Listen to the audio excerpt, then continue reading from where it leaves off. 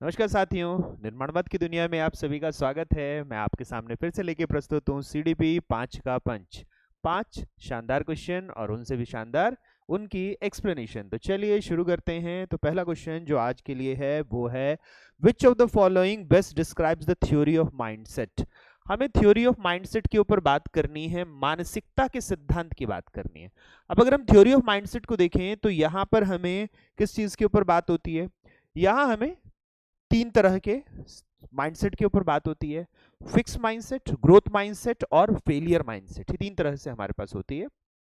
तो जब हम फिक्स माइंडसेट के ऊपर बात करते हैं तो एक निश्चित तौर पर काम करने के लिए हमारे पास बात होती है, जबकि वहीं पर हम फेलियर माइंडसेट के ऊपर बात करते हैं तो व्यक्ति पहले से मानकर चल रहा होता है कि मैं ये नहीं कर सकता या मेरे बस की ये नहीं है। तो वो लर्न हेल्पलेसनेस से आता है। जब एक अधिगम निशक्ता आ जाती है ना, तो ये एक समस्या आती है कि हम मान लेते हैं, हम डिजेक्शन आ जाता है, थोड़ा सा एब्जेक्शन, आत्महीनता आ जाती है, तो हम मान लेते हैं हम ये कर ही नहीं सकते।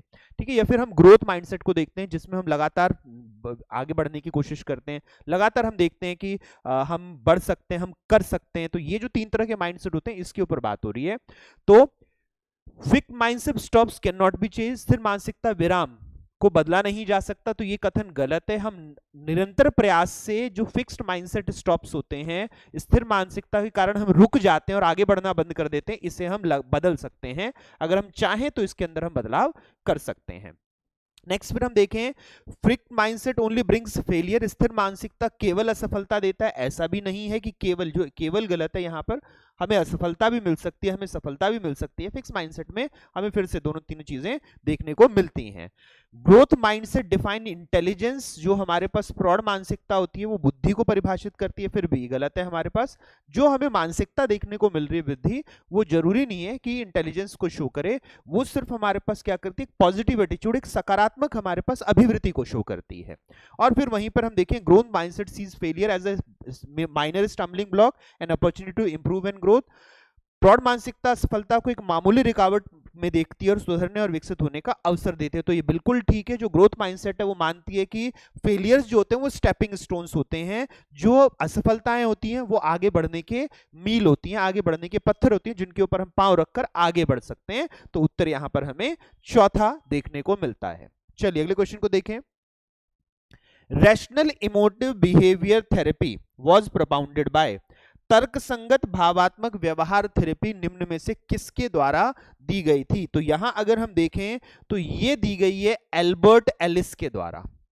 जो इमोटिव बिहेवियर थेरेपी है हमारे पास, ईबीटी है, ये दी गई है किसके द्वारा? ये दी गई है हमारे पास एल्बर्ट एलिस द्वारा। अब अगर हम कार्ल जंग की बात करें तो कार्ल जंग देते हैं हमारे पास साइकोथेरेपी। साइकोथेरेपी देते हैं कौन? ये देते हैं कार्ल जंग, जो कि फ्रायड का इनिशिएशन है, उसके ऊपर फ्रायड का जो डिफेंस हमारे पास मैकेनिज्म था उसके ऊपर साइकोथेरेपी देते हैं कौन? वो देते हैं कार्ल जंग। फिर हम देखें कार्ल रॉजर्स को, तो ये देते हैं क्लाइंट सेंटर्ड थेरेपी।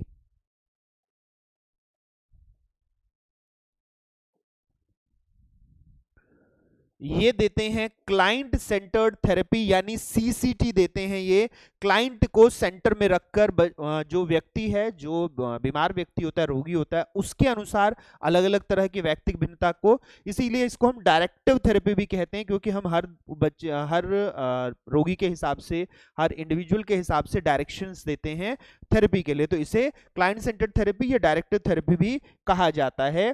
फिर हम देखते हैं तो कॉग्निटिव बिहेवियरल थेरेपी हमें सीबीटी देखने को मिलती है,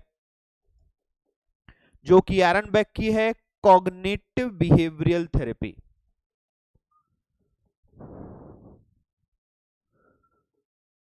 सीबीटी हमें देखने को मिलता है एरन बेक का। तो यहां हमें क्या देखने को मिलता है? यहां हमें देखने को मिलता है कि आंसर यहां पर चौथा रहेगा, एल्बर्ट एलिस। चलिए अगले क्वेश्चन को देखें। A good teacher must be, एक अच्छे शिक्षक को होना चाहिए। तो जब हम एक अच्छे शिक्षक के होने की बात करते हैं तो हम किस चीज को देखेंगे? तो हम यहां पर देखेंगे रिसोर्सफुलनेस को। तो रिसोर्सफुलनेस तो सभी में हमारे पास, यानी संसाधन युक्त होना चाहिए। हमारे पास जितने तरह के संसाधन एक शिक्षक ले सकता है वो हमें लेने की आवश्यकता रहेगी। लेकिन यहां पर दूसरा लक्षण हमें देखना पड़ेगा, पार्टिसिपेटिव, एग्रेसिव, ऑटोक्रेटिक या डोमिनेटिंग। तो डोमिनेटिंग यानी प्रभुत्व रखने वाला नहीं होगा कि वो बच्चे को डोमिनेट करे, ऐसा नहीं होना चाहिए। हमें बच्चे को क्या करना है, फैसिलिटेट करना है, ना कि डोमिनेट करना है। हमने क्रियान्वित करना है, सुविधा देनी है, ना कि हमने उसको प्रभुत्व दिखाना है। तो इसीलिए ऑटोक्रेटिक और एग्रेसिव भी नहीं होगा, ना ही आक्रामक होगा, ना ही स्वेच्छाधारी होगा, क्योंकि बच्चे के हिसाब से अब चीजें चलनी है, चाइल्ड सेंटर्ड एक्टिविटीज होनी है। इसीलिए बच्चा सहभागी होना चाहिए, पार्टिसिपेटिव होना चाहिए। तो उत्तर यहां पहला रहेगा। तो यहां हम देखें कि संसाधन युक्त होगा और सहभागी होगा शिक्षक। शिक्षक यहां पर रिसोर्सफुल होना चाहिए और पार्टिसिपेटिव होना चाहिए। तो उत्तर यहां पहला रहेगा। चलिए अगले क्वेश्चन को देखें। Which of the following is not considered a cognitive form of learning? निम्नलिखित में से किसे अधिगम का एक संज्ञानात्मक रूप नहीं माना जा सकता? नॉट कंसीडर्ड बोला गया है, नहीं माना जा सकता बोला गया है। तो अब अगर हम देखें तो यहां पर ये चारों हमारे बिहेवियरल बेसिस हैं, ये चारों व्यवहार के आधार हैं। चारों में हमें व्यवहारात्मक चीजें देखने को मिलेंगी। अब चारों में व्यवहारात्मक चीजें मिलेंगी, लेकिन यहां जो हमें देखने को मिलता है वो देखने को मिलता है कि विकैरियस लर्निंग बंदूरा का है,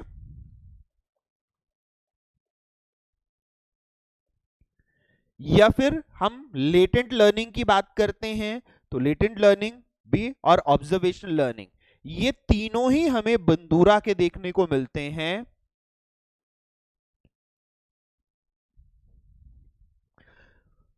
विकैरियस लर्निंग जब, और इन तीनों में ही लेटेंट लर्निंग और ऑब्जर्वेशनल लर्निंग, इन तीनों में ही बंदूरा ने क्या माना, इन तीनों में ही बंदूरा ने माना कि हमारे पास मीडिएशन होता है कॉग्निशन का, हमें मध्यस्थता देखने को मिलती है कॉग्निशन की।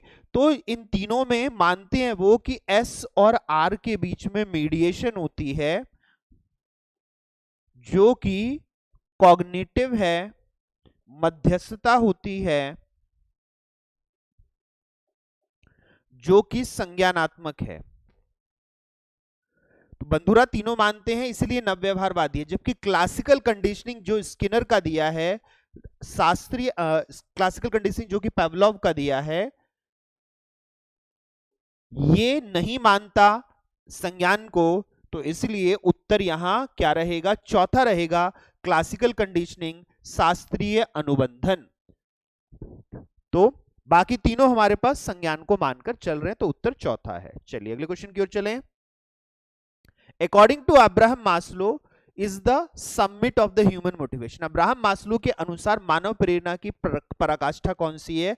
तो हमारे पास हायरार्की का मॉडल जो है, नीड्स का, हायरार्की ऑफ नीड्स, आवश्यकता का पदानुक्रम। पदानुक्रम में शीर्ष के ऊपर, समिट के ऊपर कौन सा रहता है? तो पदानुक्रम में शीर्ष के ऊपर रहता है सेल्फ एक्चुअलाइजेशन, आत्मसिद्धि। जो हमें पदानुक्रम का सिद्धांत है उसमें सबसे निचले स्तर पर क्या है? सबसे निचले स्तर पर है हमारे पास फिजियोलॉजिकल नीड, इसके बाद सेफ्टी नीड, फिर लव नीड, फिर एस्टीम नीड, और सबसे टॉप पर है हमारे पास सेल्फ एक्चुअलाइजेशन, आत्मसिद्धि। तो यहां पर ये 5 लेवल हमें देखने को मिलते हैं।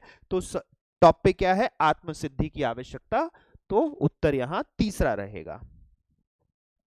तो साथियों, ये थे हमारे आज के प्रश्न। उम्मीद करता हूं कि सारे कंसेप्ट्स आपको बहुत बेहतर तरीके से समझ में आए होंगे और लगातार आप अपने इस विषय में और ज्यादा बेहतरीन होते जा रहे होंगे। तो जितने भी साथी इस वीडियो को देख रहे थे, आप सभी का धन्यवाद।